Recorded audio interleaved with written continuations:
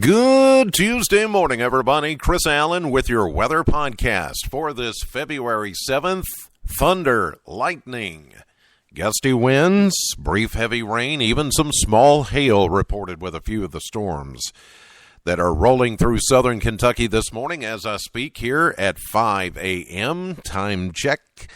Thanks for listening to the podcast. We've not really looking for severe weather this morning, a few strong thunderstorms, but this is not the wave that we're expecting to see severe weather. That could come this afternoon, and a lot will depend on this first round of thunderstorms this morning. How much cloud cover can we keep in here after this first wave of activity between now and the second wave of activity coming in for the afternoon? Now, if we can keep a lot of cloud cover in here and not allow very much sun to get through in between, then that would cut down on the possibility of severe storms later today. But if you see the sun come out, filtered sunshine is one thing, but if we get a lot of sun breaking through for, an hour, a couple of hours maybe, then look out. It looks like that we could see a second round of thunderstorms this afternoon, and those would become severe. Simply because when the sun comes out, it's heating up the available moisture. We call it surface-based heating, and that creates instability in the atmosphere. And so when the next wave of storms come in, they will be fired up and heated up, and they'll be ready to, shoot off their fireworks, so to speak. So if we can keep a blanket of clouds in here between what we're getting right now and what comes in this afternoon, then that may cut down on the amount of instability and therefore cutting down on the possibility of severe storms. But we are under that slight risk for scattered severe storms today. It's not going to be a widespread deal here. It's not going to be an outbreak.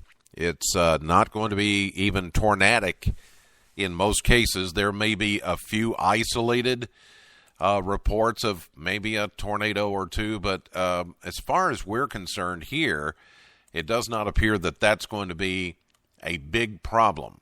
Hail, yes. Wind, yes. Tornado threat is less than 2%, but you can never really completely rule that out. So that's the way it looks right now. We're getting some pretty hefty thunderstorms as I record the podcast this morning. Seeing some of the heaviest stuff over Butler County near Morgantown and up toward Litchfield and Grayson County, and now moving in to the Bowling Green area just in time for you to head to work this morning. 62 was the official high temperature at the Bowling Green Airport yesterday. That happened actually just before midnight as temperatures began to rise.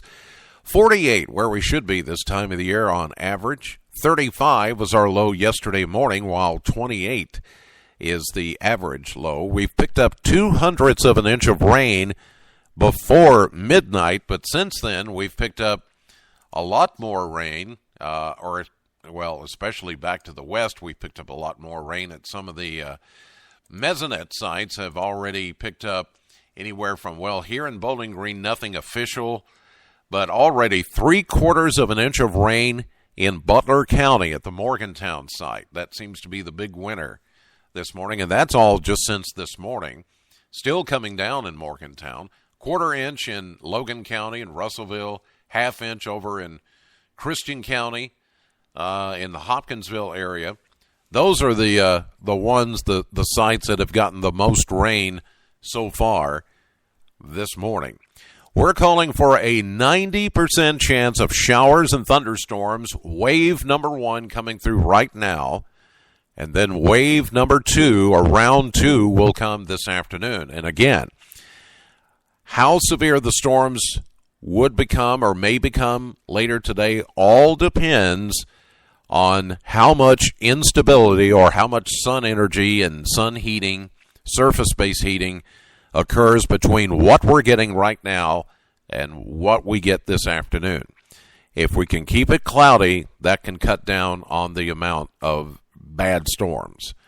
Showers and thunderstorms, 68 today. Southwest winds at 18 to 30, maybe close to 40 in some of the stronger storms. Tonight, 40% chance of a few showers and thunderstorms down to 47.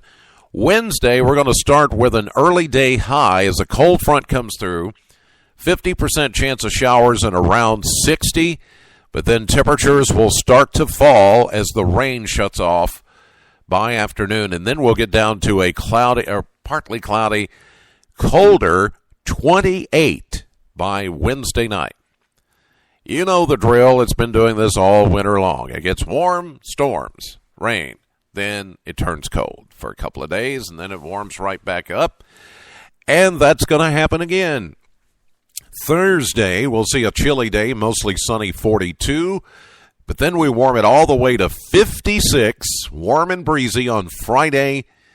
And then Saturday, here comes the next wave of rain and thunderstorms. This could be like a replay of what we're getting today.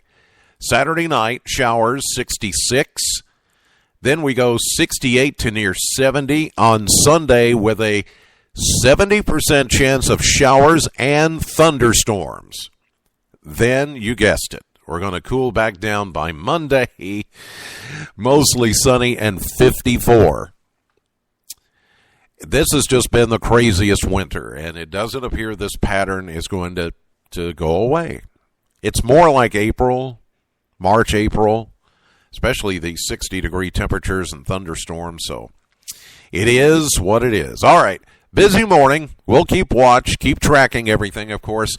Download the WBKO app, set yourself up for the county that you live in, and get signed up for push notifications through your phone. If any kind of warnings do come out, that way you'll know about it. If you have a NOAA weather radio, turn that on. Make sure that little black switch on the right-hand side is turned on, or you will not get any warnings. Your weather radio will just basically be an alarm clock. It'll show the time, but it won't give you any warnings unless that little black switch on the right-hand side, if you have the desktop, the white Midland WR120s, on the right-hand side, there's a black switch. Make sure that's turned to on.